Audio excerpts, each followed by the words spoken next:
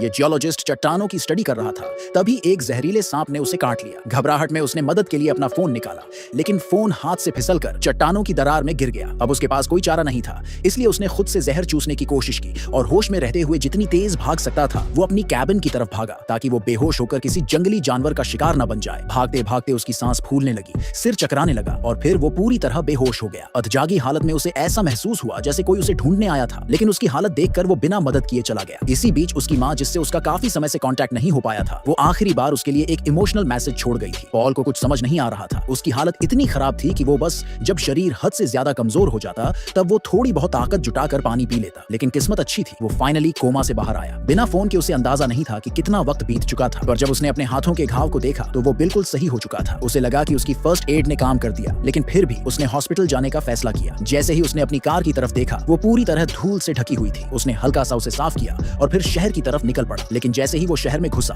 और उसने जो नजारा देखा, उससे उसकी रूह कांप गई। जो सड़कें पहले लोगों से भरी रहती थीं, वो अब सुनसान पड़ी थीं। चारों तरफ चीजें बिखरी हुई थीं, जैसे किसी भगदड़ के दौरान गिर गई हो। और फिर उसने जमीन पर पड़े हुए इंसानी शव देखे। उनकी स्किन काली पड़ चुकी थी, मक्खियां भिनभिना रही थीं। ये साफ था कि वो काफी समय पहले मर चुके थे। उसे कुछ समझ नहीं आ रहा था कि आखिर हुआ क्या है। घबराकर वो तेजी से अपने घर की ओर भागा और रास्ते में रेडियो ऑन किया। रेडियो से उसे पता चला कि वो पूरे 3 हफ्तों तक कोमा में था और इस दौरान दुनिया पर एक जानलेवा वायरस ने हमला कर दिया था, जिसने पूरी इंसानियत को खत्म कर दिया। पॉल को यकीन ही नहीं हुआ, लेकिन जैसे ही उसने अपने पेरेंट्स की हालत देखी, सच्चाई उसके सामने थी। उसे लगा कि शायद कोई और भी बचा होगा, इसलिए उसने कई दिनों तक अपने शहर में खोजबीन की, लेकिन हर तरफ बस बर्बादी ही दिखी। हिम्मत हारने के बावजूद उसने सोचा कि बड़े शहर जाकर देखना चाहिए, मगर वहाँ का हाल भी वैसा ही था। सब कुछ वीरान। बिजली पानी जैसी सुविधाएं अब भी काम कर रही थी, लेकिन कोई इंसान जिंदा नहीं था। हर तरफ बस अजीब सी खामोशी थी। जब उसे कोई भी जिंदा इंसान नहीं मिला तो वो पूरी तरह टूट चुका था। अकेलेपन से घबराकर वो बिना सोचे समझे गाड़ी चलाने लगा, लेकिन तभी उसकी मुलाकात एक जंगली कुत्ते से हुई जो इस वायरस से बच गया था। उसने उसे गोद ले लिया और उसका नाम लकी रख दिया। लकी के साथ रहने से उसे फिर से जीने की उम्मीद मिली। उसने लाइब्रेरी जाकर किताबों से मेडिसिन, खेती, पानी और बिजली जैसी जरूरी चीजों के बारे में पढ़ना शुरू किया। धीरे धीरे वो इस नई दुनिया में सरवाइव करना सीख गया। एक इंसान और एक कुत्ता,